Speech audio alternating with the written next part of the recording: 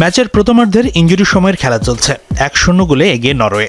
এমন সময় ঘটে ব্যতিক্রমী এক ঘটনা। নরওয়ের গোলরক্ষক নিল্যান্ড নিজের বক্স থেকে একটি লম্বা গোল কিক নেন। বলটি যখন মাঝ আকাশের দিকে ভাসছিল তখন হঠাৎ করেই বলটির দিক পরিবর্তন করে নিচের দিকে নেমে যায়। নরওয়েজিয়ানরা কিছু বুঝে ওঠার আগে ইংলিশ উইঙ্গার অ্যান্থনি গর্ডন বলের নিয়ন্ত্রণ নিয়ে ঢুকে যান বাম প্রান্তে। এরপর সেই পাস থেকে গোল করে ইংলিশদের সমতায় ফেরান জুড বেলিংহাম।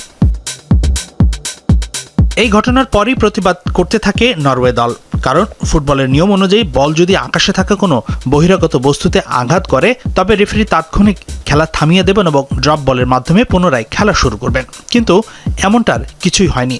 ফিফা আর ভিআর বলছে সেন্সরের তথ্য অনুযায়ী বল কোনো বস্তুর সাথে আঘাত হানেনি। কিন্তু ফক্স স্পোর্টসের ফুটেজে দেখা যায় শূন্যে থাকা অবস্থায় বলটি হঠাৎ করেই তার গতিপথ পরিবর্তন করে নিচে নেমে আসে। খালি চোখে দেখে স্পষ্ট ধারণা পাওয়া যায় বল আঘাত হেনেছে ক্যাবলে। নিশ্চিতভাবেই এই ইস্যুটি বিশ্বকাপের অন্যতম বিতর্কিত ঘটনা হিসেবে বিবেচিত হবে।